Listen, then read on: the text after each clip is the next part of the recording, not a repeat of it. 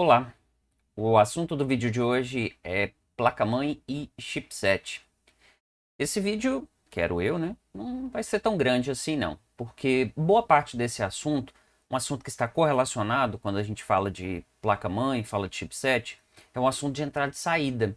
E entrada e saída já é abordado num outro vídeo, especificamente destinado aí a falar de USB, DisplayPort, de PCI Express, de SATA e diversas outras coisas que ao longo desse vídeo você vai perceber por que estão correlacionadas com esse assunto.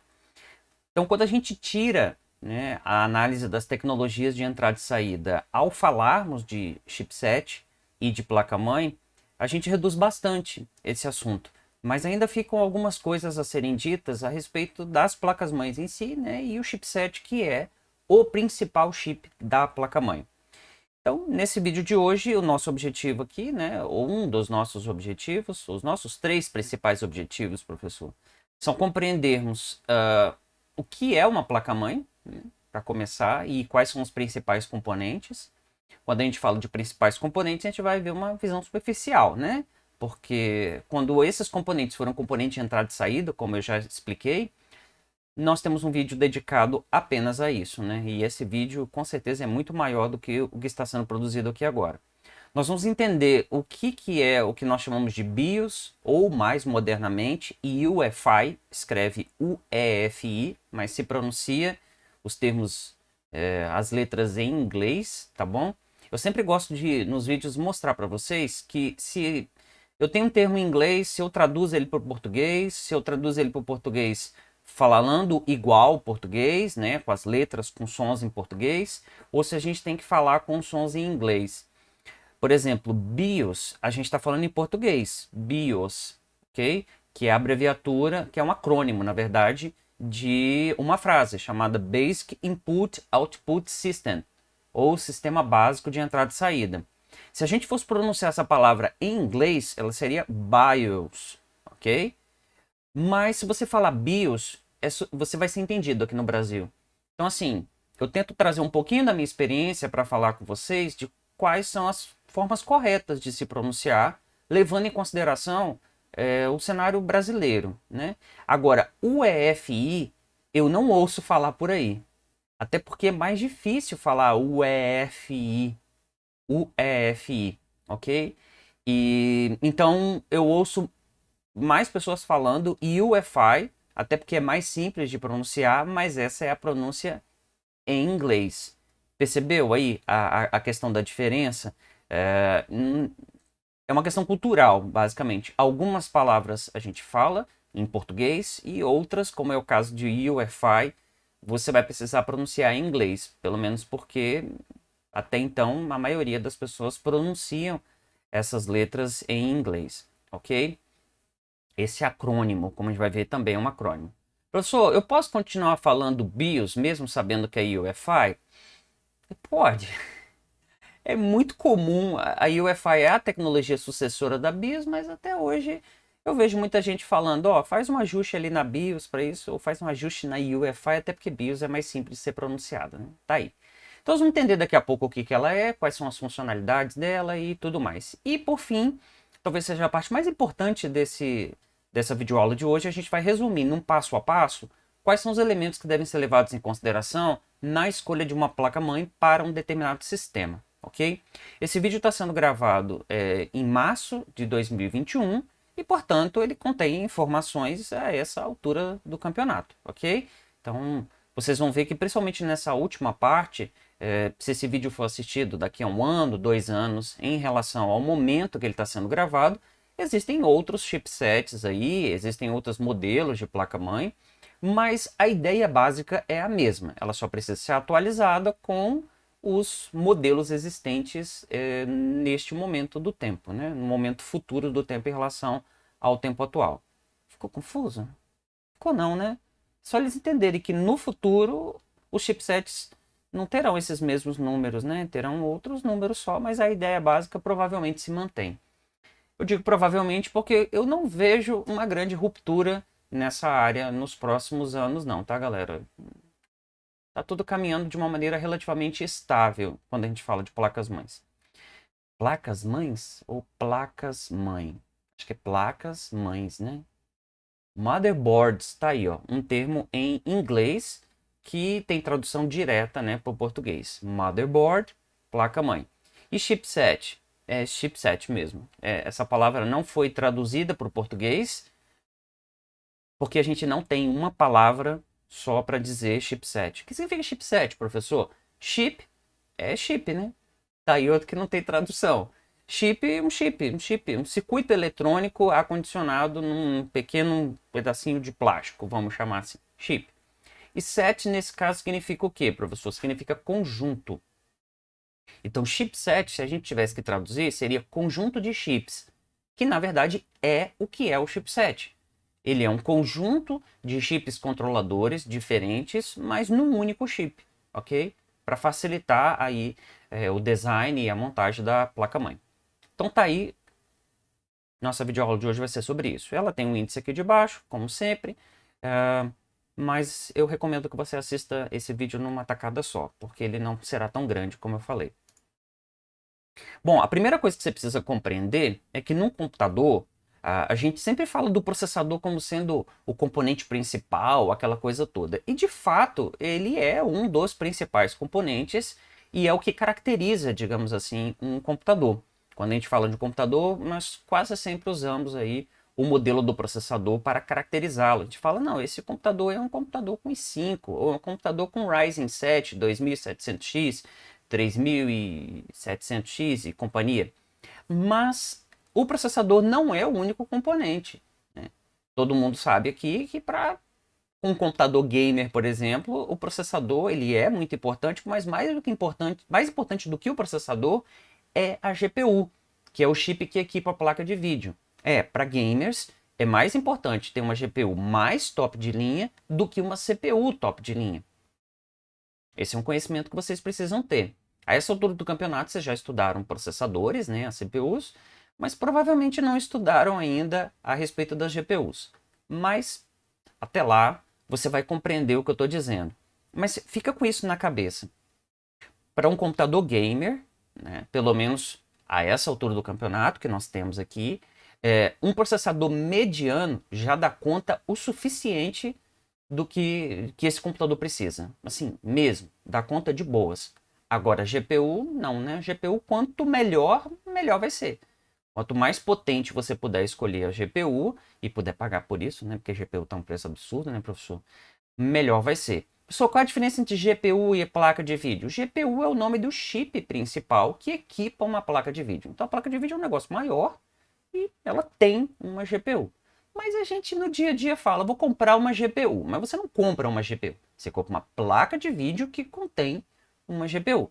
Mas como a placa de vídeo, nesse caso sim, né, ela é caracterizada quase que integralmente pelo chip principal dela, que é a GPU, a gente acaba trocando uma coisa pela outra, né? Trocando o todo pela parte. Tem até uma figura de linguagem em português, acho, para isso, né? Além do processador e da placa de vídeo, né, que tem a GPU ali, o HD e o SSD, que é o sucessor, né, do HD, o sucessor por assim dizer, mas os dois estão coexistindo nesse momento do tempo, mas a perspectiva é dos SSDs de fato substituírem completamente os HDs quando o custo-benefício desses caras melhorar. Nós temos os módulos de memória, nós temos outros componentes ali, outros chips menores, como chip de áudio, de rede e companhia. E aí você pensa o seguinte, pô, nós temos esse monte de componente, onde é que entra a placa-mãe nessa história toda? Pois é, ela é um hardware que entra fazendo todo mundo, todos esses caras que eu falei, funcionarem adequadamente. Mas não é apenas isso.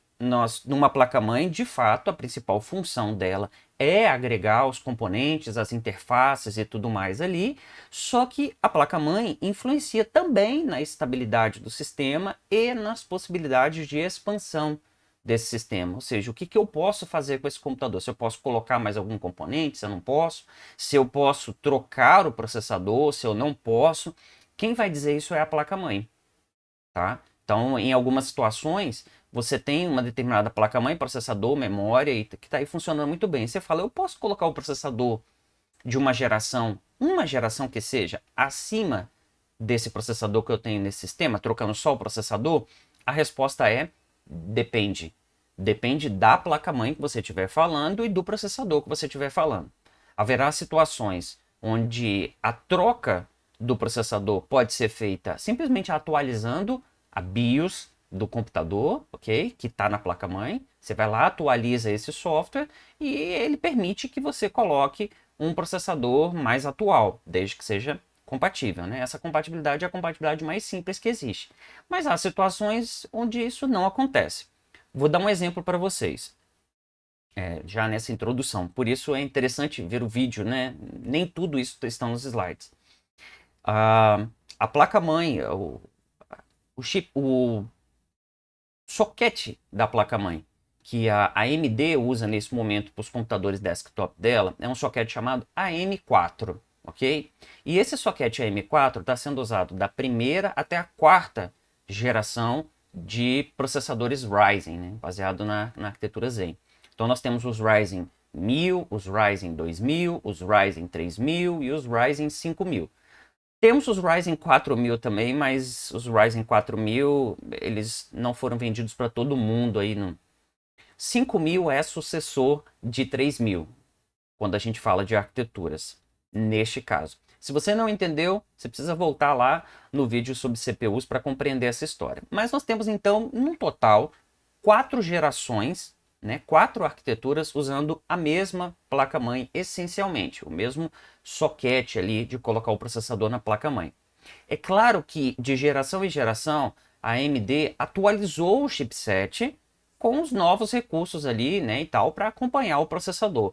Mas ela conseguiu fazer um feito que eu não me lembro de ter acontecido na história recente dos processadores. A Intel, por exemplo, a cada 2 gerações de processadores, normalmente ela troca ela cria a necessidade de trocar a placa-mãe. Se ela cria ou se essa necessidade acontece ou não, eu não vou discutir aqui. Eu acho que tem um pouco das duas coisas. Um pouquinho de esforço dava para fazer a placa-mãe durar mais do que 2 gerações. A AMD conseguiu fazer uma placa-mãe durar 4 gerações. Então, por exemplo, um exemplo do meu sistema hoje aqui.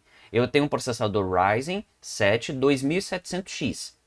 Ele é equipado com uma placa-mãe que tem um chipset chamado X470. Existe o sucessor desse chipset, o X570, tranquilamente. Mas olha só, eu tenho um Ryzen 7 2700X, portanto uma segunda geração dos Ryzen.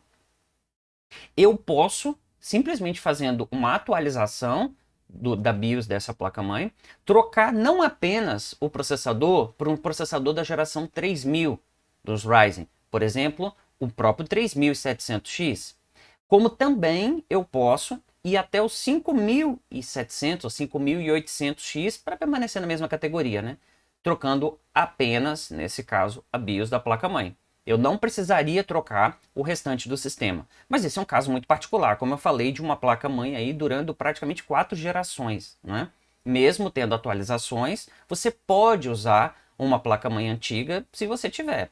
É claro que as placas-mães mais novas podem ter algum ou outro recurso ali que vão funcionar melhor, vão entregar um pouco mais de desempenho com um processador mais moderno. Mas isso não impede de utilizar esse processador mais moderno numa placa mais antiga, como é o caso que eu acabei de falar para vocês.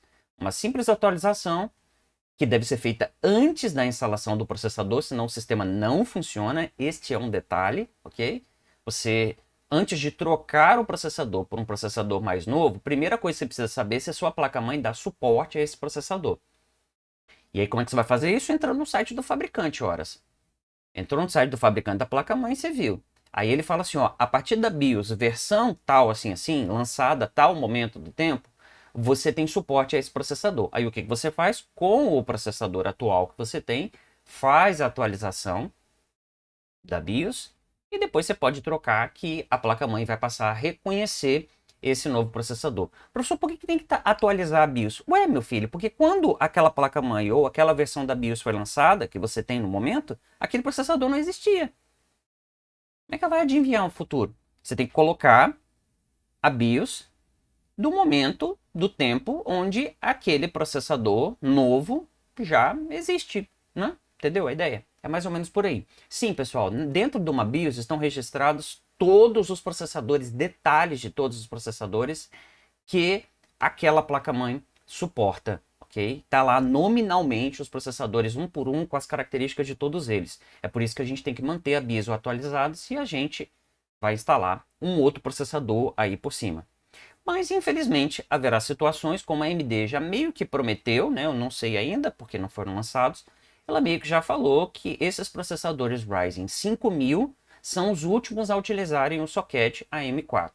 Tudo bem, AMD, você fez um bom trabalho, ficou aí durante 4 anos, né? 4 anos praticamente usando a mesma placa-mãe. Ou tendo, não usando a mesma placa-mãe, tendo a possibilidade de usar a mesma placa-mãe. E isso é um troço realmente invejável. Aprende, Intel.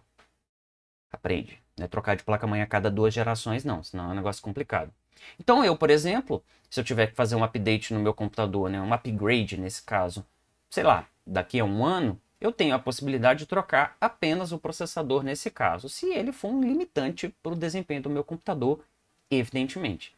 Caso contrário, eu vou ter que trocar toda a placa-mãe, na verdade trocar a placa-mãe e trocar o processador, se eu tiver que fazer uma troca dessa por uma geração 6000, por exemplo, dos Ryzen, que não usarão a mesma placa-mãe, ela já falou isso.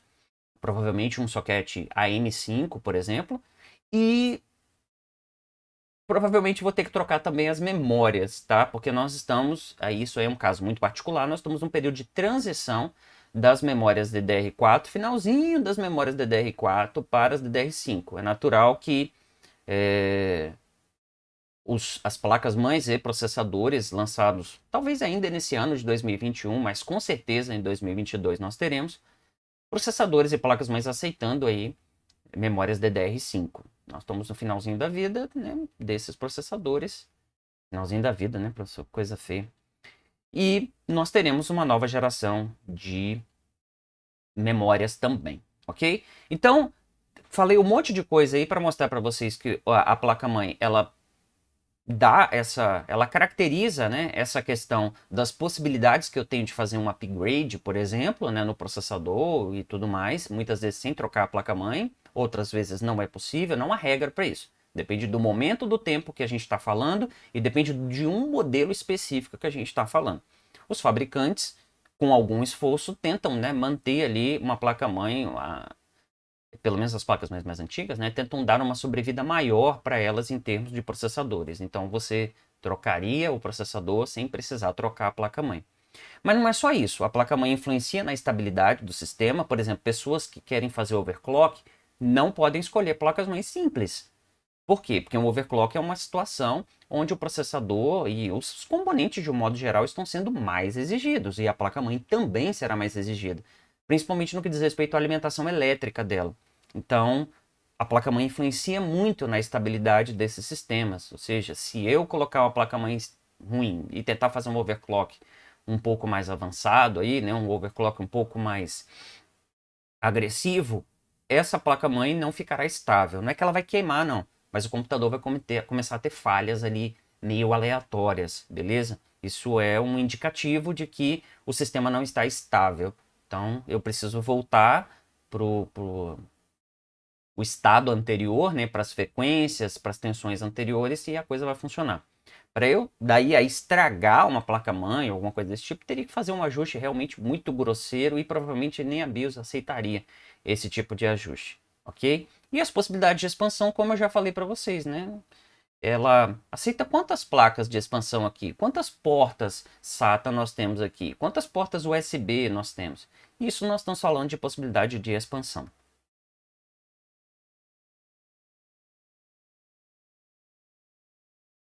E como eu já disse anteriormente, lá no primeiro vídeo dessa série, né? Eu falei que esse componente, a placa-mãe, ela tem uma história interessante. Porque ela originalmente servia apenas como um elemento ali para interligar os dispositivos do computador mesmo.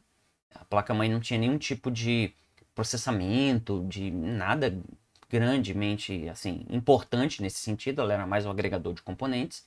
Só que depois, por uma questão de custo, e de custo-benefício, a placa-mãe passou a incorporar vários componentes à medida que a tecnologia foi avançando, incorporar esses componentes para agregar valor à placa-mãe e o usuário também não precisar trocar, comprar esses componentes adicionais. Então, você já deve ter visto muitas placas-mães com som, a gente chama de som on-board, né? Esse é o correto, né?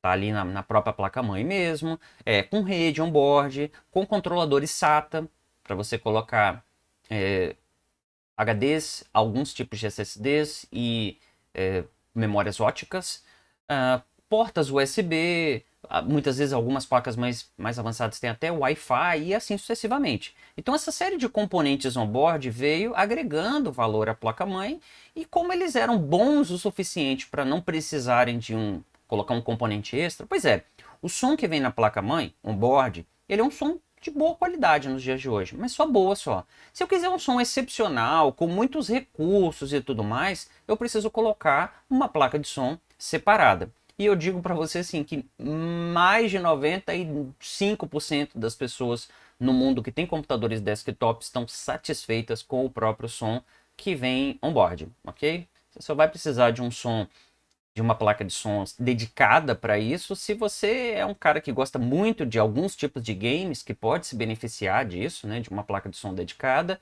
ou se você trabalha com som. Aí sim, aí você precisa de uma placa de som dedicada, sem dúvida alguma. Se você usa esse computador, por exemplo, profissionalmente para gravar coisas, ou até de maneira amadora, uma placa de som dedicada vai fazer um serviço melhor do que a placa de som on-board. Agora, só para ouvir música, a placa de som on-board está de boa, assim, 90 e tantos por cento para 90 e tantos por cento das pessoas, ok? E aí, esse componente chegou a ser considerado, a placa-mãe, né, chegou, por agregar tantos outros componentes, chegou a ser considerado o componente mais importante do computador. Lá por volta de 2010, a escolha da placa-mãe era um troço assim crucial, porque o desempenho do computador variava de acordo com a placa-mãe que era escolhida, principalmente na questão da qualidade da placa-mãe, ok? Então, nessa época aí, uns 10, 11 anos atrás, a escolha da placa-mãe era, sim, muito importante para o desempenho do computador e você tinha comparações de desempenho usando o mesmo processador e a mesma placa de vídeo e trocando a placa-mãe, só para mostrar como que isso variava.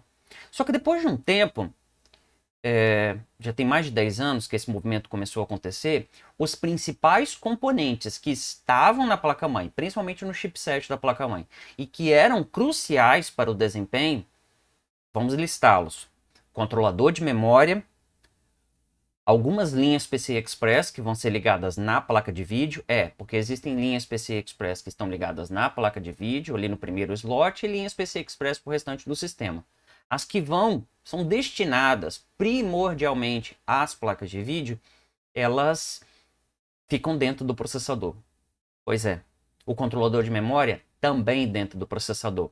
Então, quando você carrega esses componentes, que são componentes que de fato afetam no desempenho do sistema, você coloca eles dentro do processador, você faz com que a placa-mãe em si tenha poucos componentes capazes de afetar a performance do computador, porque esses componentes já estão dentro do processador, como eu venho explicando para vocês.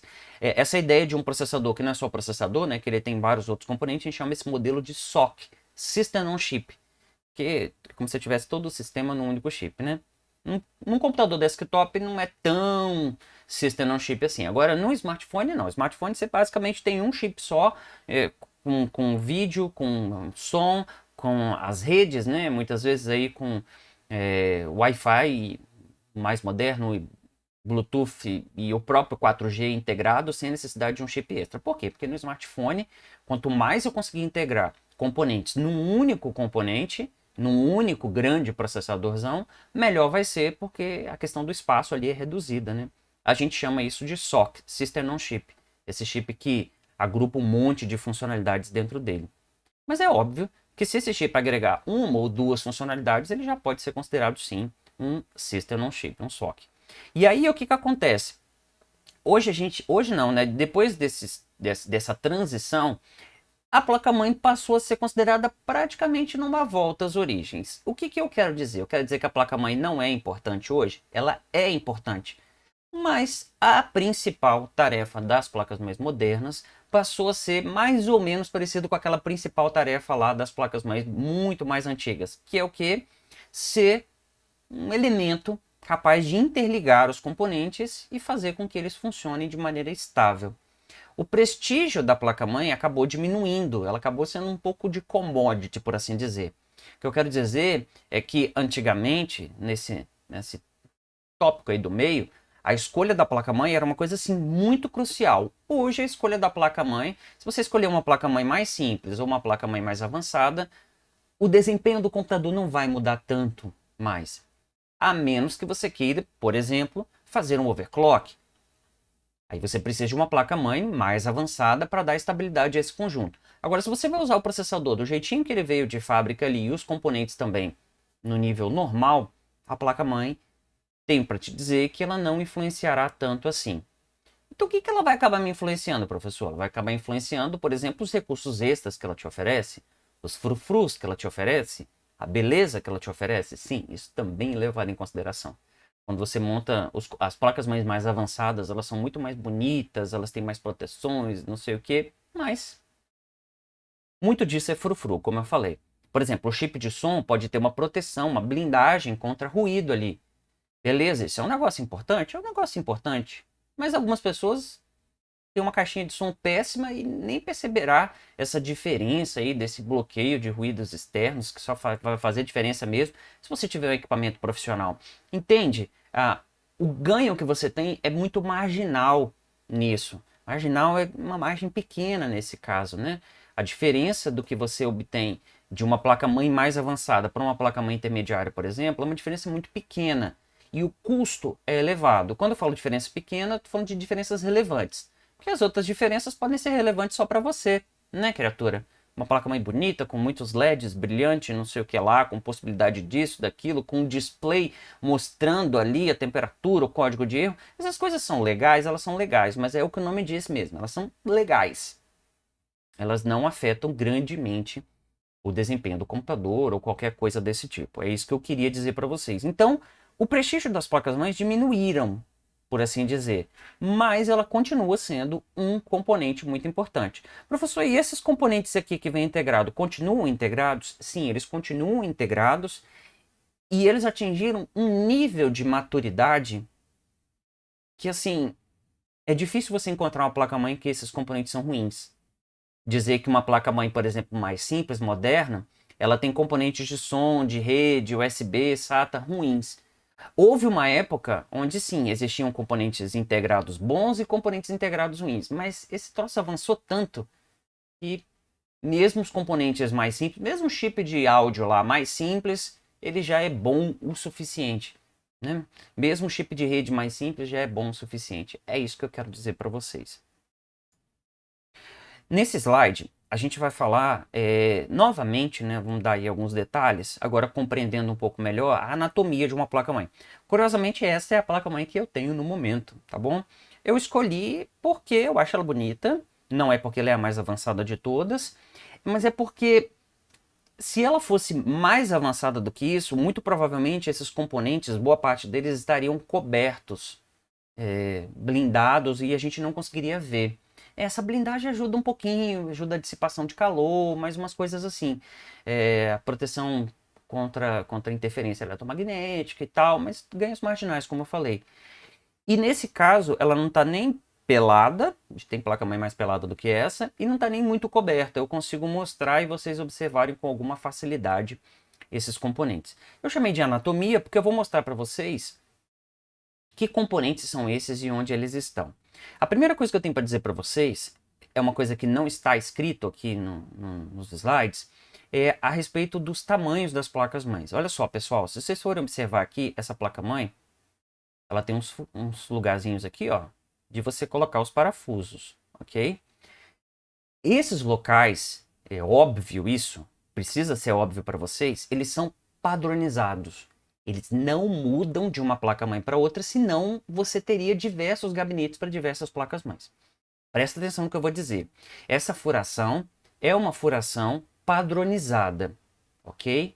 Mas não quer dizer que todas as placas-mães que vocês forem pegar têm todos esses furos. Mas os furos que existirem estarão nestes lugares. Não vai ter um furo aqui no meio. Não terá. Beleza? E aí, ter mais furos ou menos furos diz respeito ao layout dessa placa-mãe. Existem aí alguns layouts no mercado. O principal layout é chamado de ATX. Existe um outro chamado ITX, que é usado em placas-mães muito pequenininhas, ok? Mas o ATX é majoritário, ok? E o ATX ele tem três variações. O Full ATX, que é o ATX tamanho padrão, normal. A minha placa-mãe aqui é Full ATX. Você vê que ela tem vários slots de expansão e ela tem aqui as suas três linhas de parafusos. Então é uma placa-mãe. Pode existir uma placa-mãe levemente maior do que essa, mas eu acho que é pouca coisa, a ponto de ser considerada, essa daqui ser considerada sim uma Full ATX. Só que olha só, as placas-mães mais simples, normalmente elas não são Full ATX, porque é uma placa-mãe maior, mais cara de produzir, né? Então se ela tiver menos slots aqui, por exemplo, ela pode, não é que é ser cortada aqui no meio, mas ela tem menos slots de expansão e tudo mais, e esse circuito aqui, por exemplo, que é o circuito de estabilização, né, de alimentação do processador e das memórias, ele pode ser mais curto, então eu consigo encurtar essas coisas e fazer uma placa-mãe menor. Dependendo do tamanho, do quão menor ela seja, ela pode ser considerada mini ATX, seria uma coisa menor do que o ATX, e um micro ATX. Micro ATX, ela teria que, sei lá, 70% desse tamanho. E aí, por exemplo, numa micro ATX, é muito provável que eu não teria quatro slots para colocar memória RAM, né? Slots de módulos de memória RAM. Eu teria apenas dois. A coisa seria um pouco mais compacta. Porém, a furação que existir vai bater com esses caras que estão aqui. Pode não ter essa furação de baixo, lógico, né? Se ela é menor. E ela sempre vai encurtar de baixo e daqui para cá, ok? Ou seja, a posição onde se encontra o processador, a posição onde se encontram os módulos de memória e a posição onde se encontra esse painel traseiro será a mesma em todos os modelos em todos esses submodelos de ATX. ATX, mini ATX, micro ATX, onde a ATX full, né? Ou só ATX a gente chama, né? Full ATX quer dizer o ATX completo, mas muitas vezes você vai encontrar só o termo ATX. Quando é micro, ela é micro, né? Vai estar lá escrito micro ATX. A furação dessas duas é a mesma, tirando que da Full ATX eu tenho uma furação aqui embaixo também para dar esse suporte melhor. Mas esse cerne aqui, ó, é o mesmo, basicamente, ok? Eu tenho esse módulo aqui de conectores traseiros sempre nessa posição, vou chamar de canto superior, né? Esquerdo, ok? Ele não vai estar aqui de baixo, não vai estar do lado de cá, não. Vai estar sempre nesse ponto aqui, para alinhar com o gabinete. O processador também estará sempre nesse ponto aqui, ó, mais na parte de cima. E os módulos de memória também próximos. Você não vai encontrar o módulo de memória aqui embaixo. Não vai. Não no padrão ATX e nas variantes. Não vai. E os slots PCI Express, que estão aqui, aqui, também estarão nessa mesma posição. Eu posso não ter todos, mas eles estarão nesse ponto, porque quando eu colocar uma placa aqui qualquer, ela vai ter os seus componentes, né, externos, se existirem, aqui nesse ponto, né? Para ela não colidir com esses demais. Entendido o que eu falei? O layout se mantém mesmo a placa-mãe diminuindo de tamanho. Professor, e essas ITX e mini ITX? Pois é, elas são placas extremamente compactas, onde elas só ficam praticamente esse cernezinho aqui. Para isso, elas têm até alguns expansores que eu posso colocar, por exemplo, a placa de vídeo meio que em cima da placa-mãe. Tem uns negócios meio maluco assim, mas porque o espaço é muito restrito, né? E com certeza apenas dois slots para colocar a memória RAM, sem dúvida alguma. Beleza? Então, dito isso a respeito dos tamanhos, né, ATX, mini ATX, micro ATX, onde o micro e o ATX são os mais comuns, né, e o formato ATX é mais comum. Curiosamente, as placas ITX e mini ITX são mais caras. Eu acho que para fazer tudo compacto e tal, com bastante qualidade, deve ser mais difícil. Para que servem essas placas mesmo, professor? Quando eu quero montar um computador pequenininho, tá ligado? Professor, é possível criar uma placa-mãe tipo diferente desse layout? É possível. Só que aí vai ser uma placa-mãe construída especificamente para um determinado computador. Mesmo utilizando os processadores e tecnologias atuais, se essa placa-mãe é uma placa-mãe genérica o suficiente para eu montar um computador com ela, ela precisa obedecer a esses layouts. Agora, se ela é uma placa-mãe, por exemplo, a montar esses computadorzinhos pequenos que a gente chama de NUC, que são pequenos computadores, que são dotados de processadores x86 mesmo, os módulos de memória RAM são memórias RAM comuns, DDR4 ali e tal, às vezes de notebook, às vezes não. Mas o que acontece? Se eu mudei aí o layout, eu não posso pegar essa placa-mãe e colocar num gabinete convencional, tá bom?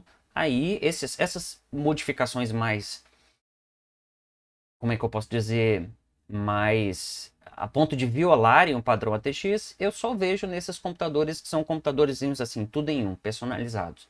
Que aí você não vai comprar essa placa-mãe extra para colocar ali, vai ser quase como se fosse um notebook, né?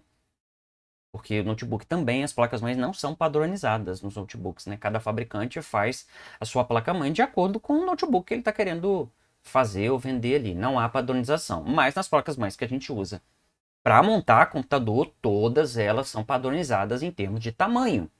Porque senão, óbvio isso, né, professor? Não daria para comprar. Gente, essa placa-mãe aqui funciona nesse gabinete? Imagina a confusão. Mas vamos lá. Aqui está o soquete, onde eu vou instalar um processador. Professor, muda o fato da placa-mãe ser para Intel ou AMD? Muito pouco. Em termos de layout e a questão do ATX, micro ATX, mini ATX, ITX e tudo mais, não muda nada. A grande mudança, a mais visível de todas, é óbvio que vai estar aqui no soquete, ok? Inclusive dentro do mesmo fabricante. Esse soquete aqui é o soquete AM4 para processadores Ryzen 3 5579. Mas se eu quiser montar um computador com Ryzen Threadripper, esse soquete não será o mesmo. E comparando os soquetes da Intel e da AMD, eles são soquetes bastante diferentes, né, em termos de pinagem, inclusive a tecnologia aqui. Aqui no soquete AM4 eu tenho furinhos na placa-mãe e pinos no processador, que entram ali nos furinhos. O caso da Intel é diferente. É como se os pinos estivessem na placa-mãe, no soquete da placa-mãe, e o processador só tivesse uns pontinhos de contato elétrico. É um outro tipo de soquete, tudo bem? Mas ele vai estar nessa mesma posição. Aqui eu tenho um soquete AM4, por quê? Porque a AMD resolveu dar esse nome de AM4, é onde eu vou colocar a minha CPU. Tem uma alavanquinha aqui que eu puxo, ela libera esses furinhos, eu coloco ali o processador e fecho, desço essa alavanquinha de novo. Ao descer a alavanquinha, o processador fica preso ali. Extremamente fácil instalar um negócio desse. Um pouquinho mais chato é instalar o cooler que vem aqui que eu coloco aqui por cima.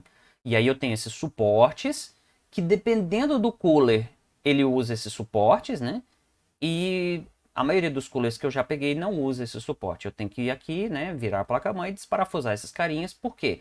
Porque nos furinhos que vão aparecer aqui, eu vou instalar o cooler do processador. Vem instruções e não varia muito de um processador, de um cooler para outro. Basicamente, eles se aparafusam na placa-mãe de alguma forma, por pressão, os mais simples, ou um parafuso mesmo, os mais avançados, e assim sucessivamente.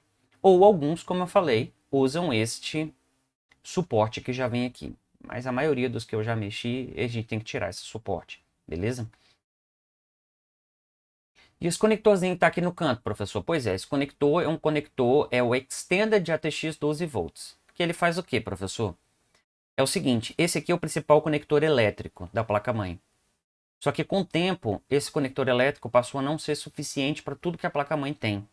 E aí, para não mudar o padrão desse conector, não causar problemas e tal, de compatibilidade, criou-se um conector estendido aqui, um conector de 12 volts. Que ele serve para quê? Para entregar um pouco mais de energia para a placa-mãe, se ela tem componentes aí que precisam disso. É um conector de alimentação extra e tem 12 volts. Os slots de memória RAM, DDR4 nesse caso aqui. Professor, por que elas estão meio com variações de cor aqui? Pois é porque os processadores, praticamente todos eles, do segmento comum de processadores, né, que não são os Threadripper, nem os Intel Core i9, nem processadores de servidores, eles têm dois canais de memória RAM. Se tiver 4 slots, 2 canais estão destinados ao primeiro, 2 slots estão destinados ao canal A, 2 slots destinados ao canal B. E aí, você muitas vezes, para ocupar os 2 canais, você vai ter que ler no manual da sua placa-mãe, está dizendo lá que você precisa primeiro, por exemplo, ocupar os 2 pretos e depois ocupar os 2 cinzas. Então isso é para mostrar para vocês a forma como vocês devem encaixar os módulos. Mas cada placa-mãe pode mudar levemente isso daí. Inclusive a questão da cor e tal. Só para mostrar que um parzinho de cinza e preto, nesse exemplo, e o outro parzinho de cinza e preto, cada parzinho desse cinza preto, forma um canal diferente.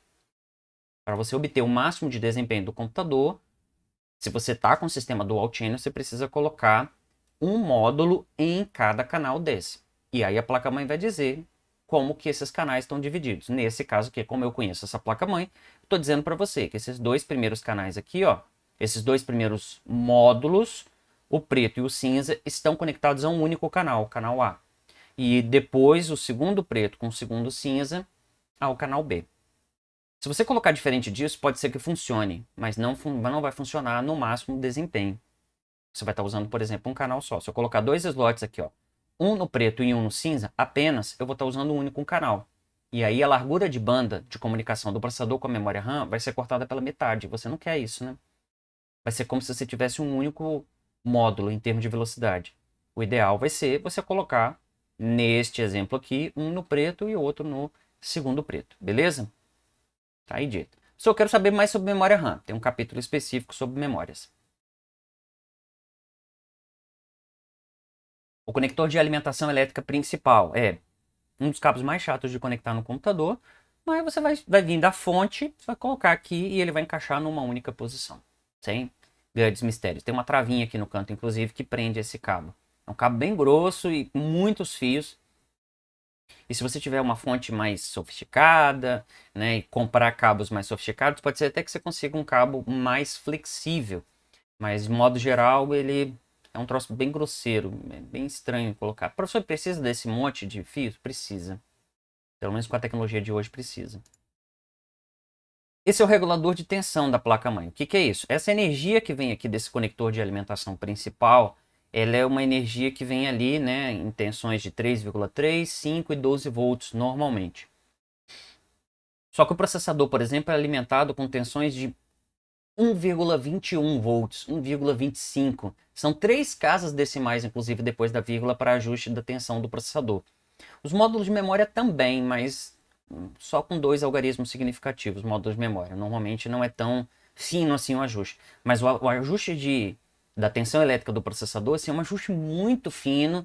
É um processador, é um componente extremamente sensível a variações na alimentação. Por isso, é como se a placa-mãe tivesse uma pequena subestação elétrica só para pegar essa energia que vem daqui e adaptar essa energia para os níveis de estabilidade e de tensão elétrica e de controle que o processador precisa e também os módulos de memória, mas principalmente o processador. Quando você faz um pequeno ajuste ali, quem está trabalhando aqui é esse circuito.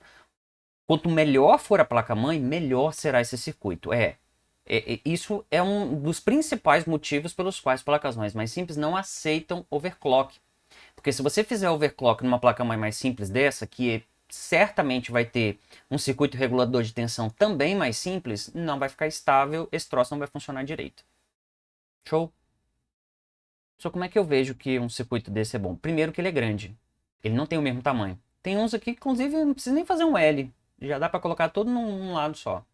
A maioria deles é em L e quando eles são mais sofisticados é um L maior e tem mais e mais dissipadores de calor aqui em cima, mais uma porrada de coisa para fazer esse troço funcionar o mais estável possível. Esse aqui é considerado um intermediário para cima. Não, na verdade ele é considerado um circuito de alto nível normal. Mas existe um alto nível, mais alto nível do que esse ainda. Um circuito mais sofisticado do que esse ainda, em algumas placas-mães mais caras do que esse segmento, beleza? Conectores do painel frontal. Pois é, sabe aqueles botõezinhos e os LEDzinhos que você vê na frente do gabinete de acesso ao HD, que eu liguei ou desliguei o computador, o reset, o power e assim sucessivamente? Pois é, eles estão todos aqui. E é chatíssimo conectar isso. Porque eles vêm normalmente separados no gabinete, né? Um monte de separadinhos. E você tem que achar, na placa-mãe tem indicações, mas costuma ser muito pequenininho. Você tem que olhar no manual da placa-mãe qual é a posição exata onde você tem que conectar cada um deles. Senão não funciona. qual é a posição exata que eu coloco do LED, do HD, o LED do power, o botão de reset, o botão de switch, que é o de ligar, e o speaker, que é aquele bip que a placa-mãe faz, também é colocado ali. Chatíssimo fazer isso. Mas, como eu falei, na placa-mãe vão ter indicações da posição exata que eu coloco esses conectores, e são conectores bem pequenininhos. Então, se você tem uma mão grande aí, vai ser um negócio meio complicado. Se você tem mãos pequenininhas, é até mais fácil você pegar esses conectores e encaixar. Existem umas pinçazinhas também maiores que você pode usar se você tiver dificuldade para acessar esses caras.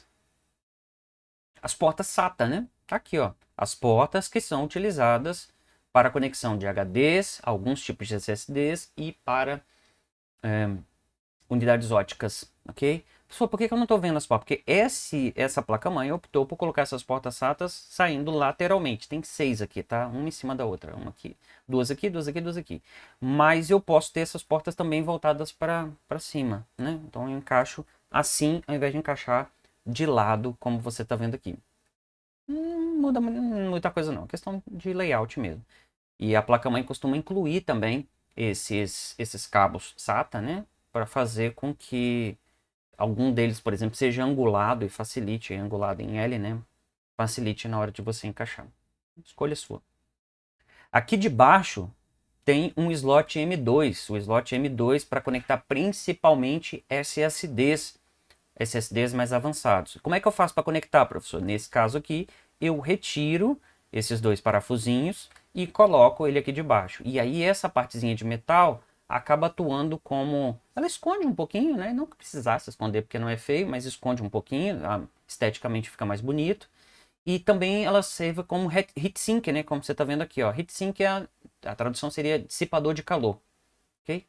Se esse componente aquecer, essa parte de metal ajuda ele a trocar calor com o ambiente. Então, o slot M2, nós vamos aprender num capítulo específico falando sobre os SSDs, né, que são M2, e também no capítulo de entrada e saída a gente fala desse slot que tem uma série de características a serem aprendidas. As portas SATA também são entrada e saída que estão sendo falados num capítulo à parte. Os slots PCI Express também são de entrada e saída, também estão sendo falados num capítulo à parte. Aqui são os tamanhos X16 e aqui são os tamanhos X1. Para que serve X16? Para que serve X1? Não vou falar. Tem um capítulo específico de entrada e saída onde eu explico adequadamente o assunto PCI Express. Por isso que eu falei que existe ligação entre esses dois capítulos. Só estou mostrando para vocês onde eles ficam, ok? O chip de áudio on-board nessa minha placa-mãe veio aqui. Só, mas ele poderia, sei lá, tá aqui, tá num cantinho diferente que a fabricante encontrou? Poderia. Mas no meu caso ele veio aqui, ó, ok? Crystal Audio é o nome comercial do negócio, é o chip de áudio on-board. Todos eles vêm com essa plaquinha de metal por cima, professor? Não, essa plaquinha de metal ela é um custo a mais na placa-mãe, mas ela ajuda na proteção eletromagnética desse componente, né, contra interferência. Ela diminui a interferência pelo princípio da gaiola de Faraday. Lembra do seu ensino médio? Lembra não? É foda, né? Isso daqui é a visão que você teria se você olhasse lateralmente nessa placa-mãe, ok? Então, eu só peguei aqui os conectores, já que a gente não consegue ver, né? Esse negócio não é 3D, mas você consegue ver claramente a pontinha aqui desses caras. Então, isso aqui é isso daqui. E aí eu vou falar quais são os componentes que estão aqui. Isso daqui varia bastante. A posição onde ele se encontra é a mesma e existe um tamanho máximo que esse painel traseiro pode ter. Mas não quer dizer que todas as placas-mães terão todos esses componentes. Algumas terão até um pouquinho mais do que eu tenho aqui e outras terão um pouco menos. Mas elas têm um máximo, um retângulo máximo que elas podem ficar. E é por este motivo que toda placa-mãe vai vir um acabamento para esse cara aqui, ó. Um acabamento para quê? Uma plaquinha de metal que você encaixa aqui em cima para ela encaixar no gabinete o retângulo bonitinho, entendeu? Fazer o acabamento ali. Como se fosse um alisar de uma porta ali, para não ficar com os componentes. E se eu, por exemplo, tiver menos componentes nesse painel traseiro, né, no caso uma placa-mãe mais simples, esse acabamento é do mesmo tamanho que os demais, mas ele vai ter só a furação dos componentes que de fato eu tenho, entendeu? Por isso ele é um acabamento ali. Tipo uma tampinha de uma tomada.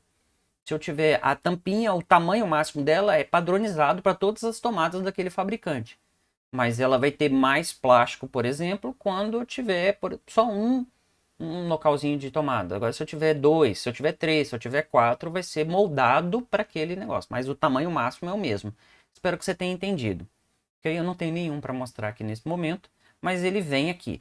Nas placas-mães mais sofisticadas, mais poderosas, mais caras, este acabamento vem no próprio painel traseiro.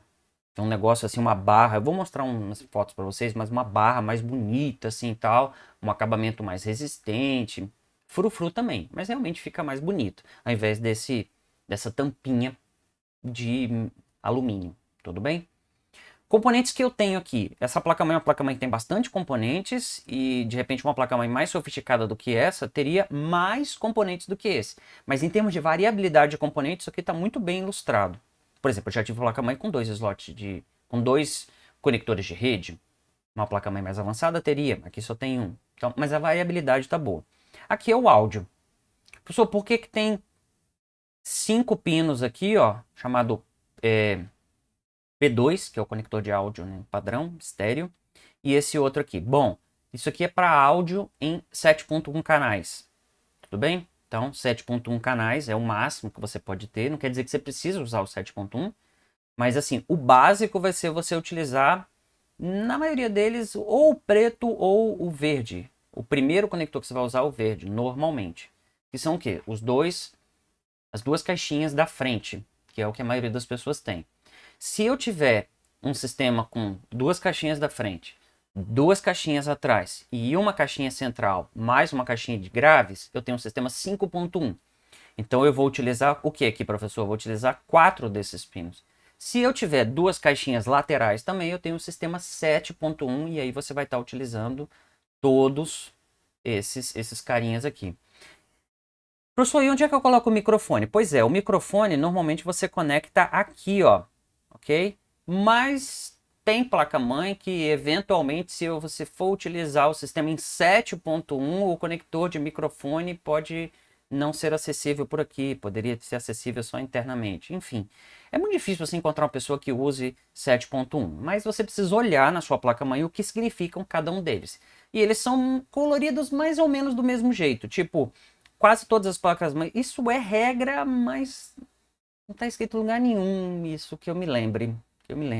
Por exemplo, verde é sempre frente e rosa é sempre microfone, se eu me lembro bem. Vai estar escrito no manual da sua placa-mãe e eventualmente até pode estar até do lado. Mas você precisa olhar no manual da sua placa-mãe para você saber onde encaixar direitinho. Ou, por exemplo, esse azulzinho, ele pode ser saída, mas ele também pode ser entrada de linha. Quando você quiser fazer uma gravação, alguma coisa assim, ele pode ser entrada de linha. Não vou dar muito detalhe, cada placa-mãe escolhe de um jeito ali e você precisa ler o manual da sua placa-mãe para encontrar isso daí. Agora, esse cara aqui é facilmente inteligível por vocês, né? Isso aqui é uma porta ótica. É um conector digital que manda todos esses sinais aqui. Esses conectores são analógicos, esse aqui é digital. Quando, por exemplo, você não quer a saída de áudio analógica, que é o áudio que vai direto para as caixas de som, você não quer usar o da placa-mãe. Você tem um receiver, por exemplo, um aparelho que tem um DAC ali, né, que é um componente que converte de digital para analógico, caixas de som mais avançadas e tal. A melhor forma de você conectar o computador neste camarada é a partir de uma saída digital. E uma das saídas digitais que existe até hoje é a saída ótica. Tem um cabozinho de fibra ótica que manda todo esse sinal por um único cabo, beleza? Algumas placas mães aceitam a saída por HDMI, mas normalmente aqui é a saída ótica. Aqui está a saída de vídeo HDMI, tá vendo? Por quê? Porque se você usar um processador que tenha GPU integrada, o sinal de vídeo dessa GPU que está integrado ao processador vai ter que sair pela placa-mãe. Se você está utilizando um processador que não tem GPU integrada, ou tem e você desativou porque você está utilizando aqui, né, uma outra GPU, esse camarada não vai servir para nada, tá? Não vai servir para nada. Até hoje eu nunca vi falar numa placa-mãe onde esse conector aqui se conecta também à saída de vídeo da placa de vídeo dedicada. Seria um entrave tecnológico complicado. Em tese, eu acho que daria para ser feito, mas não confunde isso não. Isso aqui é para saída de vídeo on-board, porque a saída é on-board, se eu tiver um processador com vídeo integrado. Professor, porque esse negócio de vídeo on-board, vídeo integrado, qual é esse negócio que você tanto fala com cuidado? Pois é, dizer que uma placa-mãe hoje em dia tem vídeo on-board é errado. Porque on-board seria na placa. Tá vendo esse chip de áudio aqui? Ele é on-board. On na superfície da placa, on-board. Esse é on-board. Agora, vídeo não é, o GPU não está mais na placa-mãe há muitos anos. Ele está onde? Dentro do processador. Então ele é on CPU? Não, ele é integrado. Integrated Graphics em inglês, em português, vídeo integrado, ok? E aí o conector sim, esse está na placa, né? Aí o sinal vai sair daqui e vai sair pela placa. Como eu falei, se você, no meu caso aqui, por exemplo, eu tenho, é a mesma placa-mãe, né? Só que eu não uso esse conector, evidentemente, porque eu tenho uma placa de vídeo separada. Então esse conector tá ligado a nada. E tem mais de uma opção, né? A minha placa-mãe dá uma opção de uma saída em HDMI e uma saída DisplayPort. Tem algumas placas-mães mais antigas que dão a opção de uma saída HDMI e uma saída VGA pelo conector D-Sub, uma saída analógica. Ou algumas mais antigas, né, tem uma saída DVI. Enfim, mas as mais modernas você vai encontrar isso daí. Normalmente uma DisplayPort e uma HDMI. Pode usar os dois, professor? Pode. Normalmente usando dois monitores dá para usar esses dois caras aqui. PS2, tá vendo isso aqui? Isso aqui é para teclado e mouse antigo. E por que ela tem metade de uma cor, metade de outra? Porque pode conectar tanto um teclado quanto um mouse. Eram as cores, né? Eu não me lembro se, acho que mouse era roxinho, teclado era verde água, né? Azul, ciano ali. Ou era o contrário que isso. Mas a gente não usa mais isso hoje. E provavelmente você vai pegar alguma placa-mãe também que não tenha isso. Mas se você quiser conectar um teclado ou um mouse bem antigo. E hoje os teclados e mouse mais novos são o quê, professor? Eles são USB. E se forem sem fio? Muitos deles continuam sendo USB sem fio, porque você coloca aqui o receptorzinho USB, como é o caso dos meus. Mas ele pode também ser Bluetooth. Okay?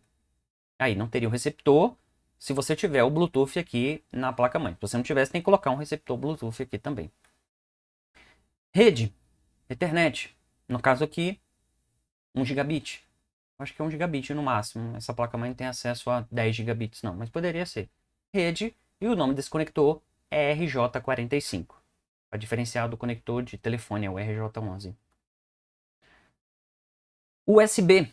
Neste caso, USB 3.1 Gen 1. Eu expliquei essas nomenclaturas todas. Essa porta, essa aqui, que é o conector do tipo A, é o USB 3.1 Gen 1, 5 gigabits, que é a mesma coisa que o USB 3.0. Se você não entendeu isso, tem que assistir o vídeo de entrada e saída.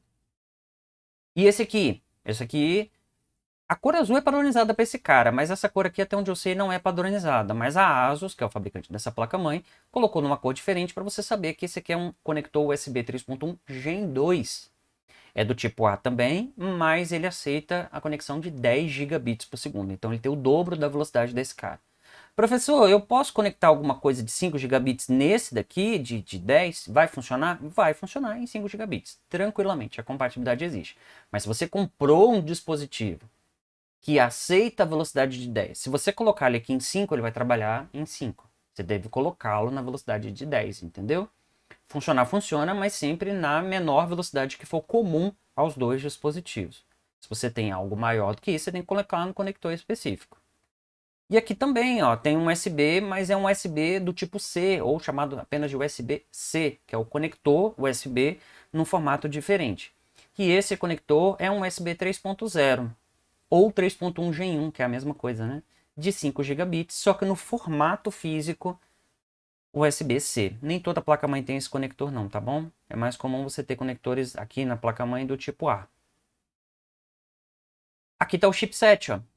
O chip que tem os principais controladores da placa-mãe e tudo mais, praticamente todos estão aqui. O chipset está aqui de baixo. Então, mas o que é essa parte de cima? É para ficar bonitinho? É para ficar bonitinho também, mas é um dissipador de calor. Ela atua como dissipador de calor porque esse chip é um chip que aquece um pouquinho. O nome desse chipset nessa minha placa-mãe é X470. Aqui está uma bateria. Para que serve essa bateria, professor? Ela serve para alimentar duas coisas, principalmente. alimentar o relógio de tempo real dessa placa-mãe. Sim, tem um relógio dentro dela. Relógio que marca horas, inclusive, né? Tanto que se você tirar da energia, quando você volta ao computador, você não precisa ajustar o relógio de novo. Então, por quê? Porque esse relógio é alimentado por essa bateriazinha, que é uma bateria tipo bateria de relógio. Esqueci o número dela. 25, 22, 32, 25. Tem uns nomes assim, eu esqueci de cabeça. Mas está escrito nela esse nome, ok? Tem que tomar cuidado porque existem outras que são do mesmo tamanho, por assim dizer, mas umas são mais grossas, outras são mais finas. Facilmente se encontra em qualquer loja de eletrônica essas baterias, procurando pelo númerozinho que está em cima dela. Ver se eu tenho uma aqui. CR2032 nesse caso, que é a mesma dali, ó. Tá vendo aqui, ó? Comprei 3. Por que você tem isso aqui também, professor? É porque da placa-mãe acaba com muita facilidade? Não, não, não, não, não. Isso aqui eu uso nos... É muito nerd, né? Eu tenho uns medidores de temperatura e umidade na casa da Xiaomi. Eles marcam a temperatura do ambiente naquele momento e a umidade. O que você faz com essa informação, professor? Não sei. Deixa eu ter as minhas próprias coisas, tá? Mete não. Eu gosto de saber a umidade porque quando a umidade está muito baixa, o meu nariz e a minha garganta sofrem, né? E eu sou professor, eu preciso da minha garganta. E aí, nesse caso, eu ligo um umidificador, por exemplo, no ambiente, para dar mais conforto à respiração, né? E, e porque eu gosto de saber também a umidade no ambiente nesse momento está tanto, a temperatura está tanto. Eu sei se está muito calor, está quente. Às vezes eu sinto que está muito calor, mas a temperatura não está muito diferente dos últimos dias. Aí eu vou ver porque a umidade está alta, entendeu? Nerd.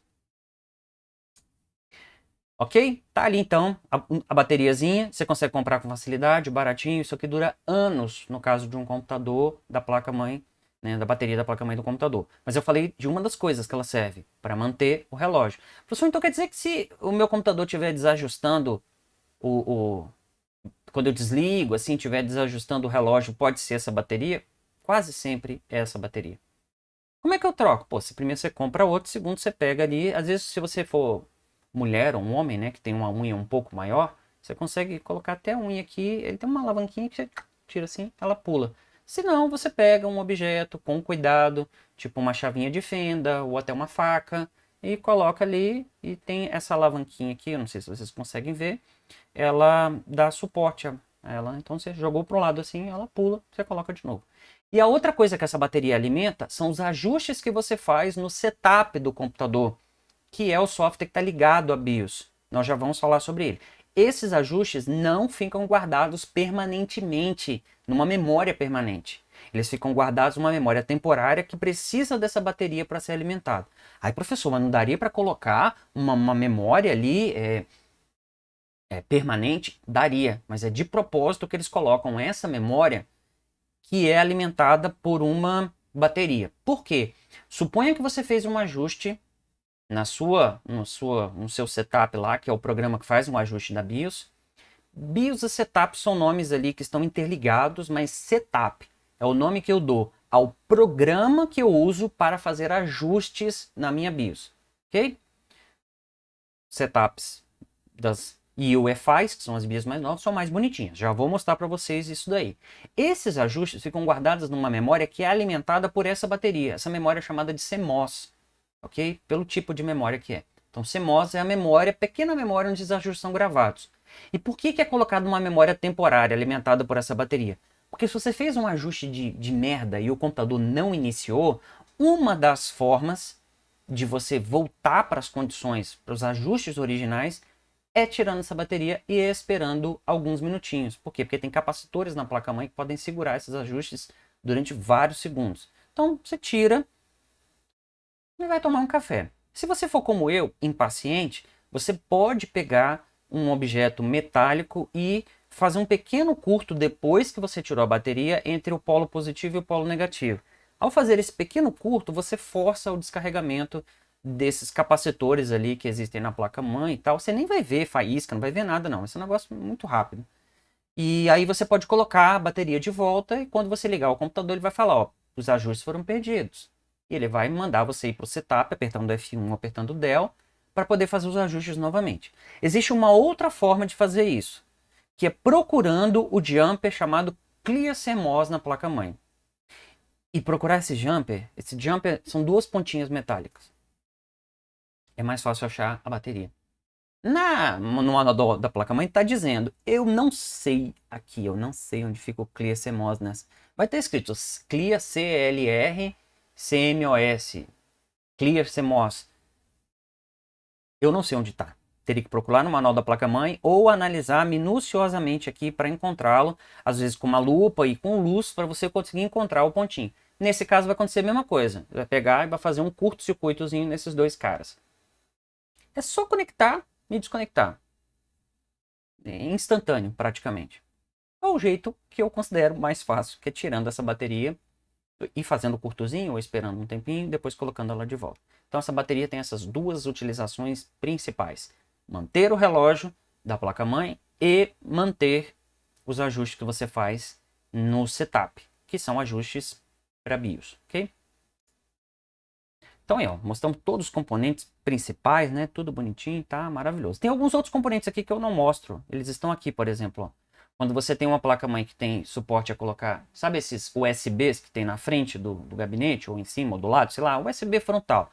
Pois é, vai sair do gabinete e vai entrar aqui também, ó. Ou aqui, às vezes tem mais de um e tal. Ou a placa-mãe, eu posso usar, tem umas plaquinhas de expansão aqui que eu conecto aqui para colocar, se eu precisar de mais USBs. Mas aqui eu tenho o suficiente, né? Mas vai que você tem um computador que você precisa de mais USBs. Aqui vem uns USBs auxiliares que servem para o gabinete ou para você colocar lá. O conector de áudio frontal também, o áudio que sai na frente, tem conector de saída de fone de ouvido e microfone principalmente na frente do gabinete. Pois é, você não conecta aqui não. Tem um conector para facilitar a tua vida, tem um conector aqui de áudio padronizado para o gabinete se conectar diretamente à placa-mãe. Você pode usar os dois, mas ele sabe se você está conectando na traseira ou na parte frontal. Tá aqui também. O resto vai depender da sua placa-mãe, mas eu não acho que tenha grandes coisas aqui não, para mostrar para vocês mais. Tem aqui componentes da placa-mãe, né? Eu já falei boa parte dos componentes, mas essa daqui seria a PCB, né? A PCB é a base da placa, Printed Circuit Board, ou placa de circuito impresso, que tem todas as trilhas e tudo mais, e ela tá pelada aqui, por quê? Porque é até mais antiga essa placa-mãe aqui, mas só para mostrar para vocês que tem uma placa e aqui vão vir os conectores, tá vendo? Tá escrito SATA aqui, ó, os conectores vão encaixar aqui em cima, os slots de memória vão encaixar aqui, os slots PCI Express vão encaixar aqui, aqui vai ser o suporte do processador, do socket do processador, bem antiga aqui, o LGA 775, isso é da época dos Core 2 Dual, Core 2 Quad, lembrei, né? Aí aqui seria um lugar do chipset. Mas tá vendo? O mesmo layout, ó. Se você virar essa placa-mãe assim, né? Você vai ver que tá no mesmo layout ATX, que é padrão já há muitos anos. A Printed Circuit Board é uma placa que, embora ela tenha apenas duas faces visíveis, eu não quero que você entenda que só existe conector elétrico, só existe fios elétricos, né? Fios condutores, só de uma face ou de outra, não. Não! Na verdade, ela é um sanduíche de diversas camadas e passa fio por dentro dela. Normalmente, uma PCB é composta por um total de 10 a 20 dessas placas mais finas, ok? Para eu poder ter condução por dentro dela, porque senão teria jumper nessa placa aí. E aí, então, eu tenho 20 faces no total, se eu chegar a ter 10, né? Mas não é padrão isso, né? Tem placa que precisa de mais dessas camadas, tem placa que precisa de menos. Quanto mais componentes, mais cara é para fazer essa placa, porque mais camadas ela precisa ter, porque se eu tenho mais componentes, o circuito é maior, então eu preciso passar por fios ali dentro da placa-mãe. Todas elas passam fio dentro, mas algumas passam mais, outras passam menos. Por isso que não é um projeto muito simples de ser feito. Cada placa vai ter as trilhas necessárias, né? E esses pontos de solda estrategicamente posicionados para um não passar por cima do outro, né? Evidentemente, senão daria curto-circuito. Aparentemente parece que elas só têm essas duas faces, mas na verdade elas são um sanduíche de diversas placas. É a parte que envolve menos tecnologia, mas não são todos os países que produzem isso em grande escala. Por exemplo, o Brasil produz alguns modelos de placa-mãe para alguns fabricantes aqui dentro do Brasil. Só que a PCB vem de fora, porque eles não quiseram montar uma fábrica específica para a PCB. Aí a PCB vem de fora, os componentes vêm de fora e basicamente ela é montada aqui no Brasil. Mas é mais barato montar aqui algumas devido aos incentivos fiscais que existem, né? O ideal seria fazer tudo no Brasil. Mas a diferença entre fazer tudo no Brasil e importar o produto já finalizado é uma grande diferença. Então os fabricantes adotam uma diferença, uma coisa meio intermediária. Isso não é só no Brasil, não. Em vários lugares do mundo. Ok? Tirando China e Índia, que lá as fábricas estão todas lá. Então, eu tenho alguns componentes vindo de fora, o PCB é um dos componentes, e eu tenho a montagem ali, a integração dos demais componentes feita em território nacional. Não são todos os modelos, mas para alguns.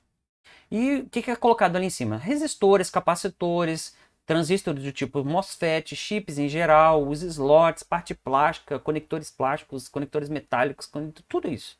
Ok? Colocado ali em cima. Aqui está mostrando para vocês, só para vocês verem, esses pedacinhos bem pequenininhos aqui, ó, costumam ser resistores, tá bom? Por isso tem um Rzinho. Resistor é um elemento de um circuito eletrônico, né, principalmente de eletrônica, que controla, ele provoca uma queda de tensão elétrica, que acaba também controlando ali, né, reduzindo a quantidade de corrente, a corrente elétrica que está passando por aquele ponto, né? Lembra lá da lei de Ohm, né? Que a V é igual a RI, tensão é igual a resistência vezes a corrente. Ou eu posso dizer que a corrente I é diretamente proporcional à tensão e inversamente proporcional à resistência. Ensino médio também, terceiro ano. Terceiro ano foi difícil de vocês, né? Quem está fazendo terceiro ano ainda. Mas pois é. Essa é uma fórmula simples para mostrar que o resistor ele afeta, né, na tensão elétrica, ele provoca uma queda de tensão que é proporcional aí, né, a resistência elétrica daquele resistor. Tem resistores com maior resistência elétrica, outro com menor resistência elétrica e tal, e acaba afetando também a corrente elétrica que passa por ali, ok? E aí eu tenho aqui também, isso daqui, pessoal, esse negócio aqui, isso aqui é um cristal gerador de clock, pois é, ok? Isso aqui, quando ele tá assim, esse e esse cara são cristais, só que esse aqui tá num jeito diferente desse. Inclusive tá aqui, ó, 25.000 Hz, que é a oscilação dele, né? 25 kHz. Um cristal de quartzo, normalmente. E aqui um cristal também de um outro jeito. É mais incomum você comprar esses caras hoje. É mais comum você encontrar esses caras aqui. Cristais osciladores de clock. E tem alguns capacitores aqui que são cerâmicos também. Porque olha só, nem tudo que é assim é resistor. Quando é resistor tem um R em volta. Mas tem alguns que são do mesmo tamanho físico, mas é um outro tipo de componente, tá vendo? Ele é um capacitor cerâmico. Capacitor é um dispositivo da eletrônica que guarda um pouco de carga elétrica durante um determinado períodozinho de tempo, entendeu? Aqui. Enfim. Aqui, ó, placa-mãe mais antiga, né? Você não encontra esse cara. Isso aqui é um indutor. Um indutor, não vou explicar, tem que explicar de eletrônica aqui. Então, se vocês conhecem um pouquinho de eletrônica, esse é um indutor. O indutor mexe com a tensão, ok? Não vou ensinar eletrônica aqui, mas é um componente eletrônico chamado indutor. Esses indutores aqui, com essas bobinas enroladas aqui, são mais antigos. O indutor gera uma defasagem entre as tensões, tensão e corrente. Não vou explicar. Tenho vontade de explicar, tá vendo, pessoal? Mas não vou entrar mais em detalhes. Esses indutores são mais antigos desse jeito. É mais comum se encontrar indutores assim, ó, dentro de caixinhas, tá vendo, ó? Tem um indutorzinho aqui, só que ele tá quadradinho, tá bloqueado e tal, sacou? Então, tem indutores. Isso aqui são transistores, ok? Do tipo MOSFET. E aí é isso. E isso aqui está formando um dos estágios do regulador de tensão numa placa mais antiga. Isso aqui é um capacitor, tá? Um capacitor eletrolítico. Placa-mãe. A placa-mãe, como eu falei, a fonte padrão ATX, ela tem 12 volts, 5 volts, 3,3 volts. Ela entrega isso para a placa-mãe e a placa-mãe pode reduzir ali essas tensões para tensões específicas, principalmente para o processador e também para o módulo de memória, como eu falei. Cada módulo de memória, de tecnologia de memória, o DDR4, por exemplo, trabalha 1,2 volt, já o DDR padrão, né? O DDR3, 1,5 volt. Então, à medida que eu vou avançando a tecnologia, o ideal é ir reduzindo também a tensão elétrica de alimentação, né? E os reguladores de tensão é que fazem esses ajustes finos, como eu já tinha explicado. E o regulador de tensão é formado por circuitos que incluem transistores do tipo MOSFET, capacitores, bobina e alguns controladores ali. Quanto mais fases, eu não vou entrar muito em detalhes nisso, mas quanto mais fases um regulador de tensão tem, mais conjuntinhos de bobina, transistor, MOSFET, capacitor, mais o circuitinho ali. Cada negocinho desse é uma fase. E quanto mais conjuntinho desse é uma fase. E quanto mais fases eu tenho, mais estável é o meu controlador de tensão e, consequentemente, mais eu consigo ali fazer ajustes e colocar um overclock maior e tal na placa-mãe. Mas mais cara também fica a placa-mãe. Então, por isso que você vai ver fabricante de placa-mãe vendendo a placa-mãe assim, colocando regulador de tensão de 8 fases, de 9 fases, de 12 fases. Quanto mais fases tiver, normalmente melhor é o circuito. E maior ele é também, né? Não tem mágica, mais fases são mais componentes eletrônicos ali para poder estabilizar. Não vou explicar essa questão de que seriam essas fases. Eu quero só que vocês entendam o fim das contas. Mais fases, normalmente, uma estabilização mais bem feita, mais estável. Beleza aí? É como eu falei, ó, placas-mães pode ter de 3, por muito simples, né? Eu acho que nem tem no mercado mais, mas pode chegar até 12 fases. Eu não sei essa placa-mãe aqui quantas fases são, mas acho que ela é 8. Muitas vezes, muitas não, algumas vezes é fácil descobrir o número de fases olhando para esses conjuntinhos, ok? Só que nas placas mais modernas, na minha já fica complicado porque esses conjuntinhos são protegidos por um dissipador de calor. E eu não vou tirar o dissipador de calor para poder olhar quantos desses conjuntinhos tem. Muito mais fácil entrar no site do fabricante ou no manual da placa-mãe que vai estar escrito a quantidade de fases lá. Sem paciência. Aqui, ó. Placa-mãe antiga toda a vida. Aí dá para você ver claramente que você tem, ó, um conjuntinho, por causa de uma bobina, né? 1, 2, 3. Essa bobina aqui é para outra coisa, diferente. Então tem um regulador de 3 fases, antigaço. Bem pequenininho. À medida que eu vou colocando reguladores mais avançados, eu vou tendo que fazer um L aqui em volta, como eu já expliquei para vocês. Aqui está um regulador também mais novo, tá vendo? Mas sem dissipador. 6 fases aqui, ó. Você vê que tem 3, 3. É normalmente o número de bobinas, né? Cada fase tem uma bobina. Então, mas porque não tem dissipador aqui em cima, porque se tivesse um dissipador ficaria difícil ver. Porque o dissipador normalmente cobre o transistor que está aqui desse lado de cá, normalmente, mais uma parte dessa bobina, que são as partes que mais aquecem. Outra questão da placa-mãe, isso é frufru, né? Mas a questão estética é importante numa placa-mãe, tá? Quanto mais bonita a placa-mãe for, mais ela vende. Isso é um negócio, né? Tem umas placas assim que são um luxo de beleza, né? É um efeito decorativo? É um efeito decorativo. É um indicador da qualidade da placa? Não, porque é pintura, né? Ali é cor. Mas normalmente placas que têm uma estética mais avançada também, exceto se tiver alguma falha de projeto, também são placas muito bem feitas. Porque a última coisa que o fabricante vai fazer é investir nessa questão estética, porque isso é caro. E se ele fez isso, provavelmente ele também criou uma placa que tecnicamente é uma boa placa, entendeu? Enfim. Não existem muitas padronizações de cores, não, tá? O fabricante pode fugir ali. Não, o verde tradicional, como eu coloco aqui, já não é mais tradicional há muito tempo, né? A maioria das placas-mães hoje, dá pra dizer que são pretas? Preto acho que talvez seja a cor mais predominante hoje, ou alguma coisa, uma cor muito escura. Olha que placa-mãe linda. Uma placa-mãe moderna, moderna para março de 2021, ok? É uma Gigabyte X570, isso aqui é o modelo do chipset que está aqui de baixo, que inclusive tem até uma ventoinhazinha, tá ok? De tão avançado que ele é. A Horus Elite Wi-Fi. A Horus é uma marca, né, comercial da Gigabyte. E Elite, eu não sei exatamente, mas provavelmente é um tipo dessa Horus. Pode ter Elite, pode ter Pro, pode ter uma outra variante assim. E o Wi-Fi, adivinha, porque ela tem Wi-Fi on-board. Você vê que ela é uma placa bem limpa, tá vendo? Ó? Ela tem aqui, ó, tem um negócio de colocar o processador, né? O socket do processador, 4 módulos de memória. Tá vendo que ela não tem indicação colorida, mas está escrito do lado. Nem todas são coloridas, como eu falei. Essa aqui foi uma das que eu falei para vocês, ó. Tá vendo que o acabamento já vem no próprio painel traseiro. Acabamento lindo, diga-se de passagem. Ok?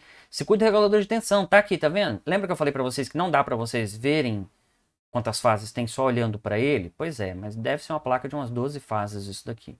Provavelmente sim, deixa eu ver. 1, 2, 3, 4, 5, 6, 7, 8, 9, 10, 11, 12, 13, 14. 14 fases, talvez? Talvez, mas não dá para dizer que são 14 porque eu posso ter componentes aqui para outra coisa, mas provavelmente 12 a 14 fases. Tem que olhar o site do fabricante, como eu falei. Mas certamente uma placa com muitas fases, porque é uma placa-mãe cara e moderna, né? Aqui o áudio, tá vendo? Ó, fazer um projeto de uma placa limpa assim, pessoal, é muito caro. É muito caro, é muito difícil. Aí tem um negócio de áudio aqui, aí aqui tem os slots PCI Express, né? Tem 2 slots PCI Express, onde esse aqui é o principal, que vai ligado à placa de vídeo.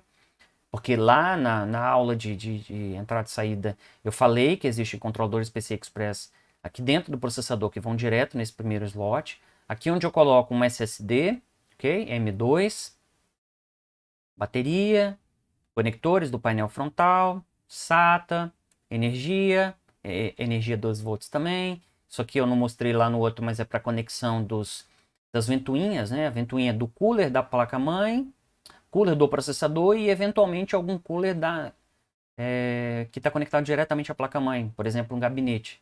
Gabinete tem coolers que você pode ligar direto na fonte, mas tem uns que você liga direto na placa-mãe também. Geralmente a placa-mãe tem um espaço para colocar uns 2 desses. Que aí é controlado pela placa-mãe, mais simples de instalar e tal.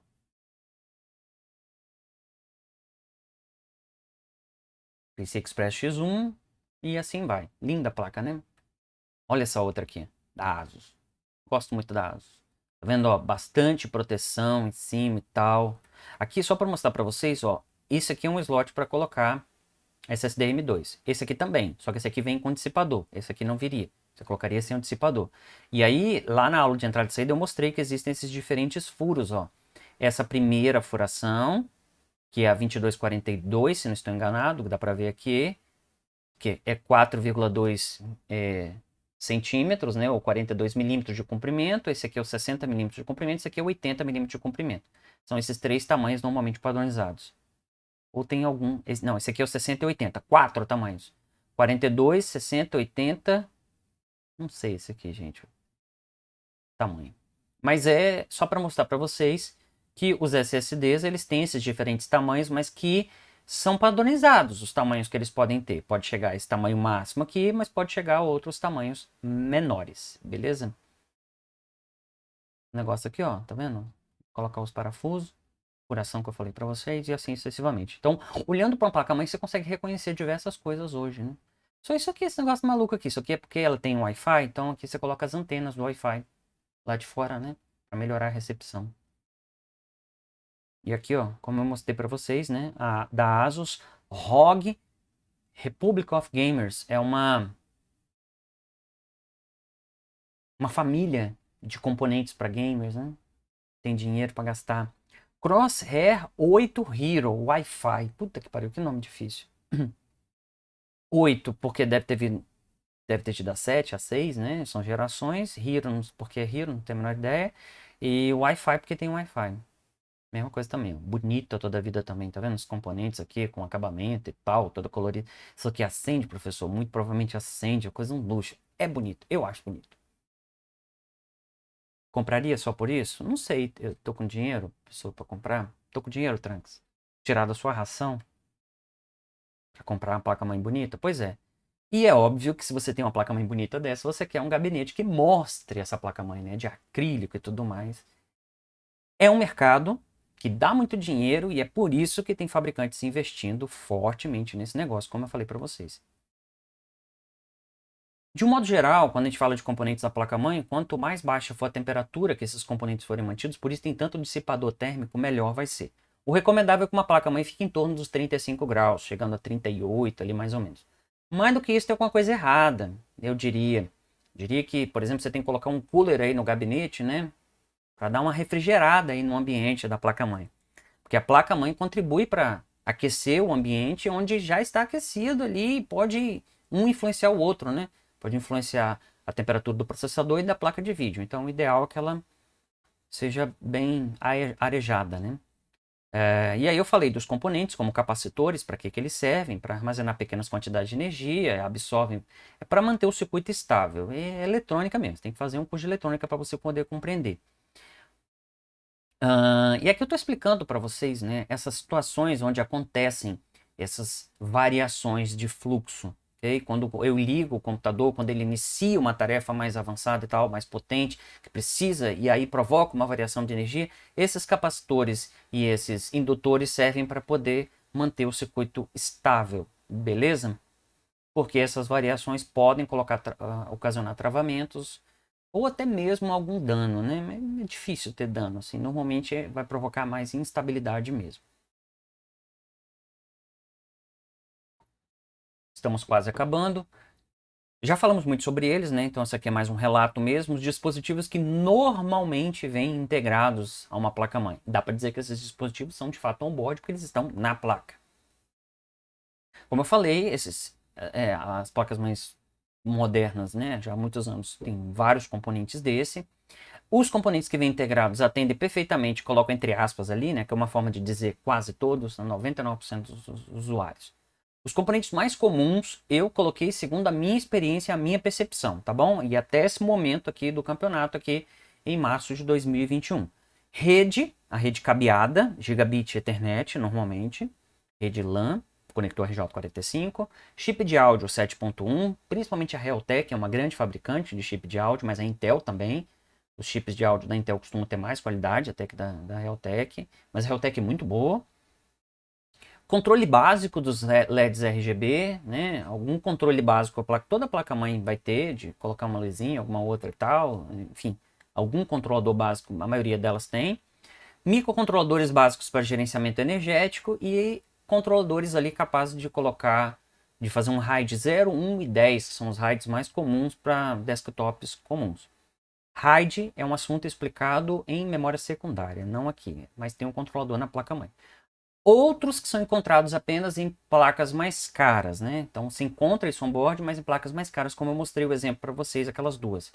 Rede Wi-Fi, padrão AC nas mais antigas, ou padrão AX nas mais novas, né? Wi-Fi 6.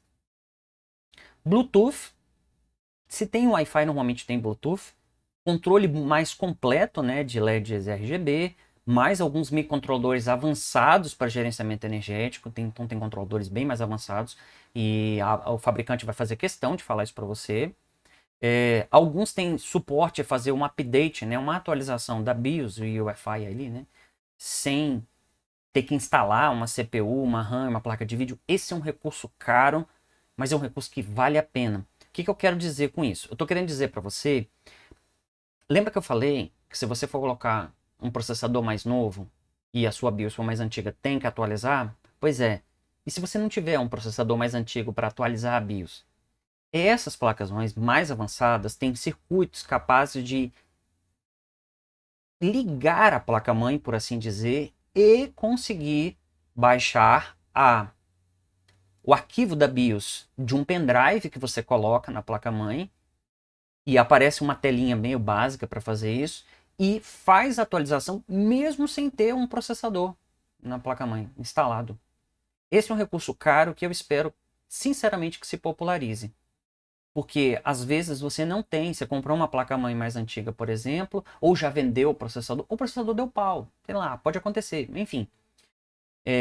Você poder fazer o update da BIOS sem precisar instalar esses outros componentes é um troço que normalmente você precisa, né? De CPU, RAM e placa de vídeo, se não tiver uma placa de vídeo integrada, né?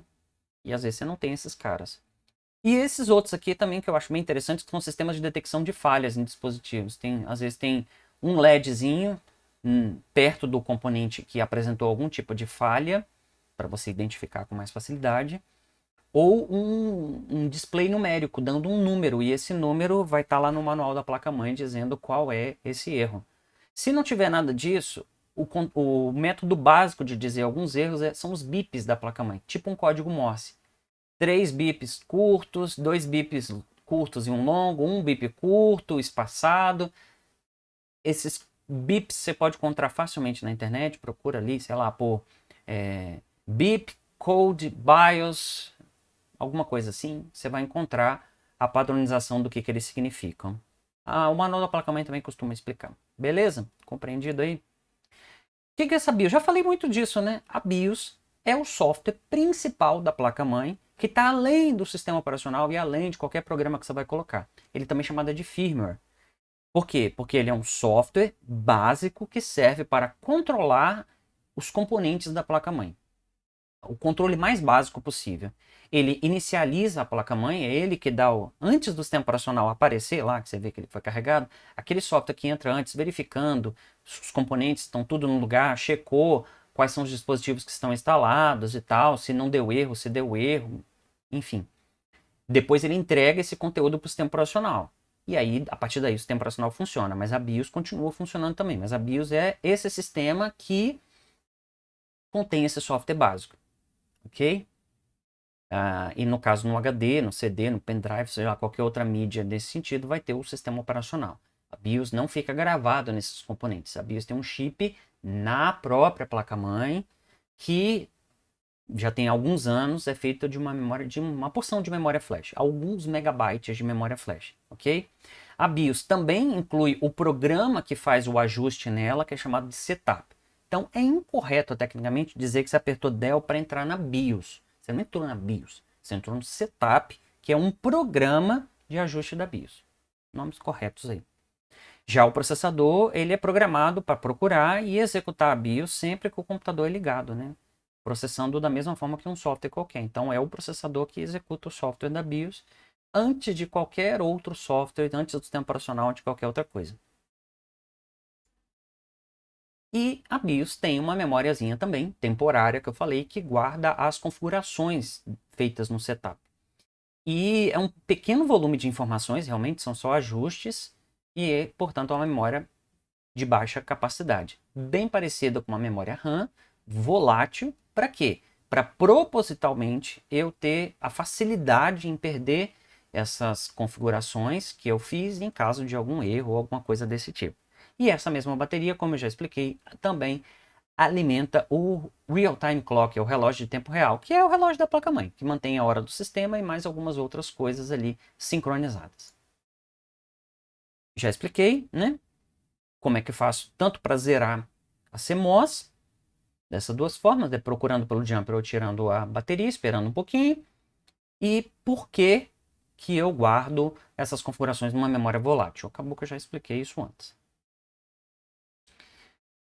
Toda BIOS, como qualquer software, pode ter alguns bugs, ou eu posso, e por isso as atualizações vêm para corrigir esses bugs, de repente não é nem bug, por assim dizer, mas é uma má compatibilidade com algum componente que apareceu depois. Sei lá, uma placa de vídeo provocou um conflito ali com a BIOS e tal, e aí o fabricante da placa-mãe lança um update da BIOS capaz de corrigir esse problema com uma placa em específico, por exemplo, que não vai te afetar se você não tiver essa placa. Mas normalmente a gente faz atualizações de BIOS para dar suporte a novos processadores, para melhorar também a memória RAM algumas vezes, né? Para melhorar a estabilidade da memória RAM, isso é muito comum, principalmente em plataformas novas. Tem várias formas de fazer o update da BIOS. A que eu particularmente gosto, ok? Você entra no setup e no último nível lá do setup, no último ajuste de setup, tem algum ajuste avançado que você inicia um software de atualização da BIOS. A ASUS chama esse software EZ-Flash. Né? Atualizar BIOS Update, o nome de um software que faz isso. E aí esse software ele abre uma telinha, simples assim, pedindo para você colocar ali um pendrive, né, com o arquivo da BIOS que você já baixou lá do site do fabricante. Ele verifica esse arquivo e faz a atualização para você. Você fica meio trancando nessa hora, porque essa atualização ela não pode dar errado. Não é que não pode. Antigamente, se ela desse errado, você inutilizaria a placa-mãe. Mas as placas-mães mais modernas, cada fabricante adota uma metodologia, mas eu tenho aí recursos capazes de fazer com que, mesmo em caso de falha, nesse update, sei lá, se for um sortudo, estragou, caiu a energia naquele momento. É óbvio que o update deu falha, mas ele é capaz de, as placas-mães, né, mais modernas, já tem alguns anos que esses recursos existem, é capaz de pelo menos perceber esse problema a próxima vez que você liga o computador e fala, ó, tenta fazer o update de novo. O computador não vai funcionar, mas ele vai ser capaz de pelo menos mandar você iniciar o processo de novo. Caso contrário, antigamente não tinha solução fácil para isso. Tinha que ir lá trocar o chip e fazer umas coisas meio malucas. Existem outras formas, usando um próprio software dentro do Windows, ou não sei se no Linux também tem, mas um software da própria fabricante da placa-mãe. É possível fazer isso também. Ou, mais antigamente, um software dentro de um disquete, ou dentro de um CD, ou dentro de um pendrive. Mas essa primeira forma aqui eu acho que já foi abandonada, que eu não conheço mais nenhuma placa-mãe que faz isso não. Ou você faz diretamente dentro do Windows para aqueles programas que vêm lá na fabricante da placa-mãe, né? Serve para controlar um monte de coisa. Um deles é para fazer o update. Há quem diga que essa forma, a chance de erros é maior. Mas eu acredito que hoje em dia esse troço já está bastante estável.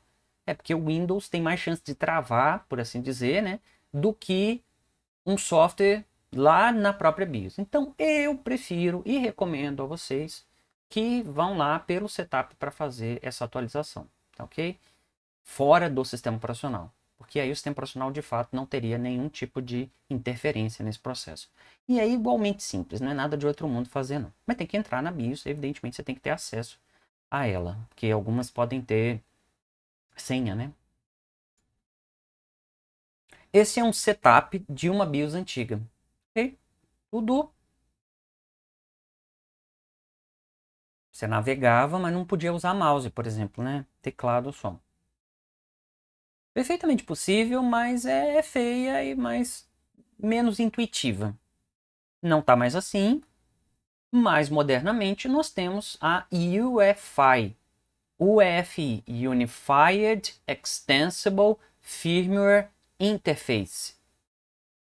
Interface de firmware unificada extensível, talvez seria essa a tradução, ok?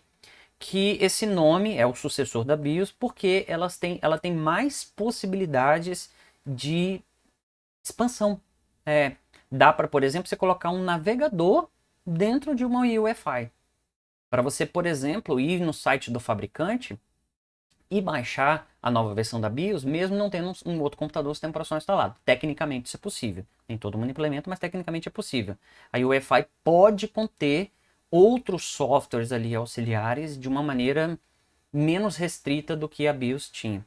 Isso começou a partir de mais ou menos 2014, atinge tanto notebooks quanto desktops, ok? Mas as interfaces mais bonitas estão nos desktops. São sucessores, como eu falei, dão suporte a disco de maior capacidade. A arquitetura desse cara é independente da CPU, pois é, porque as BIOS elas são feitas dependendo da CPU em questão. Já a arquitetura da UEFI não depende da CPU que eu estou usando, pode ser a mesma arquitetura. Drivers ali independentes de CPU, uma interface, esse é o principal, né? A interface gráfica mais flexível, com acesso à rede, inclusive, né? E eventualmente o acesso à internet, uma interface gráfica mais acessível e mais fácil de ser mexida, mais intuitiva, né? Principalmente pode usar mouse, né? Mó bonito e tal. E o design modular, como eu falei, isso facilita o desenvolvimento. Os fabricantes podem atualizar apenas partes dessa UEFI sem mexer na UEFI toda. Tá aqui, ó. Isso aqui é a UEFI numa cara mais ou menos padrão da Asus. E assim, ó. Esse aqui, ela abre desse jeito. Okay? As mais novas podem ter alguma mudança, tá? Desse jeito. Que é a interface mais intuitiva. E a primeira coisa que eu faço é entrar aqui e clicar aqui, ó, Advanced Mode. Por quê? Porque alguns ajustes estão propositalmente ocultados aqui, né, para as pessoas não se confundirem.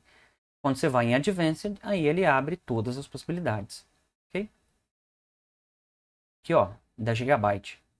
Bonita também, né? Um monte de recursos e tudo mais. E aqui tem algumas coisas, né? Para você apertar alguns atalhos que você tem para abrir e tal. Enfim, toda manipulável, bonitinho. Parece uma interface futurista de filme. Aqui tem um vídeo explicando as motherboards. Um vídeo em inglês com legendas, tá bom? E explicando os componentes e tudo mais. Mais uma forma de vocês adquirirem um pouco mais de conhecimento, né? E aqui vamos ao nosso último tópico, que agrega boa parte do que eu falei e não é difícil de explicar, mas é um tópico imensamente importante. É o nosso último tópico. Professor, como é que eu escolho uma placa-mãe? Eu elaborei isso daqui, já tem alguns anos, eu vou atualizando ali. Primeira coisa que você precisa decidir é se você vai de Intel ou vai de AMD. Nós estamos falando de x86, só tem esses dois fabricantes. Vai de Intel ou vai de AMD. Okay? Não vou entrar em detalhes agora qual escolher. Okay? Porque isso depende muito do segmento, do custo-benefício que você quer e do momento histórico que você está vivendo. Houve situações onde era mais interessante montar Intel, houve situações onde era mais interessante montar AMD. Hoje é mais interessante montar AMD dependendo do setup que você está fazendo. Mas isso pode mudar muito em breve. Ok? Decidiu por Intel ou AMD? Agora você vai decidir se você vai montar um desktop comum, que é o que a maioria das pessoas monta, ou aquele desktop de alto desempenho. Aquela plataforma que a AMD chama de Ryzen Threadripper hoje, ok? E a Intel são os processadores Core X ou Core X, ok? E por que que isso muda? Porque isso muda o socket. No caso da AMD, o socket mais novo é o STRX4 para Threadripper. Era o TR4 e mais modernamente é o STRX4. Agora, como eu falei, em março de 2021. Da Intel é o LGA 2066. E isso vai determinar sim, por quê? Porque os desktops comuns, no caso da AMD, né, com Ryzen 3 579, no caso da Intel, com Core i3 e 5 e 7 e 9, tem dois, né?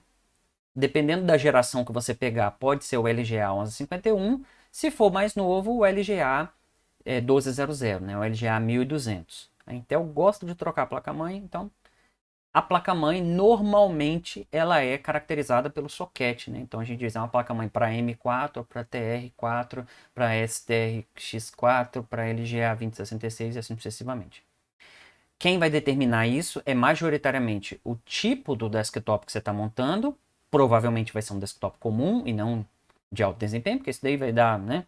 Só eu preciso de um de alto desempenho desse para jogos? Não. O objetivo desse alto desempenho que eu estou falando é alto desempenho para profissionais, tudo bem? Você não precisa disso para jogos, não precisa mesmo. Beleza, escolheu qual dos dois? Vamos dizer que seja esse lado de cá, por exemplo. Né? Qual vai ser o nível da sua placa-mãe, o segmento da sua placa-mãe? Tem o segmento de entrada de linha, o intermediário e o avançado, ok? E esse segmento vai te dar mais recursos e vai custar mais caro. Já falei para vocês sobre isso. Aqui estão alguns exemplos de desktop comum, ok? Na AMD, ela tem 3 segmentos e é mais fácil compreender. Placa-mãe que tem chipset A320 ou A520, o A320 é o mais antigo e o A520 é o mais novo, mas os dois pertencem ao segmento de entrada de linha. Mais simples, mais barato, poucas opções de ajuste, normalmente não permite overclock, aquela coisa toda. Tudo bem? Aí tem o segmento intermediário, que é o chipset da série B. Pessoal, mas você não está falando de placa-mãe? Pois é, mas a placa-mãe é caracterizada pelo chipset que ela tem. Você não vai encontrar uma placa-mãe top de linha com chipset básico. E nem ao contrário, um chipset top de linha numa placa-mãe básica. Entendeu? É equivalente. Os chipsets da série B são intermediários, já permite aí algum overclock, no caso da AMD, que é o B450, um pouquinho mais antigo, ou o B550, que é o mais novo. E as de alto nível, uma placa-mãe mais robusta, mais opções de overclock e tudo mais, é a série X. X470, X570. Por exemplo, no meu caso, uma placa-mãe top, no ano dela, né, tem uns 2 anos, X470.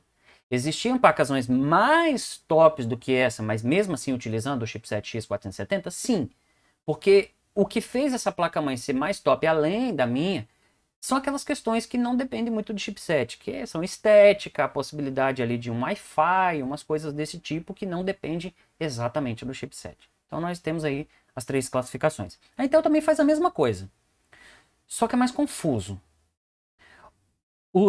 Antigamente, né, H310 e B360, ou mais modernamente, H410 e B460 são as placas mais simples da Intel, hoje. Okay? Esses chipsets. Os chipsets intermediários da Intel são os H370 ou Q370, ou mais modernamente o H470, Q470. A confusão se cria aqui porque a AMD usa as letras para diferenciar os segmentos. Aqui na Intel não basta letra, você tem que olhar a letra e olhar o número. Então, por exemplo, as letras B, letra H tem tanto chipset intermediário quanto de entrada de linha H. Só que os intermediários H tem número maior. Que confusão, mas é isso. H310, B360 H410 ou H460 é porque mais antigo, mais novo, né? Mas no mesmo segmento. H370, Q370 ou H470, Q470, as intermediárias.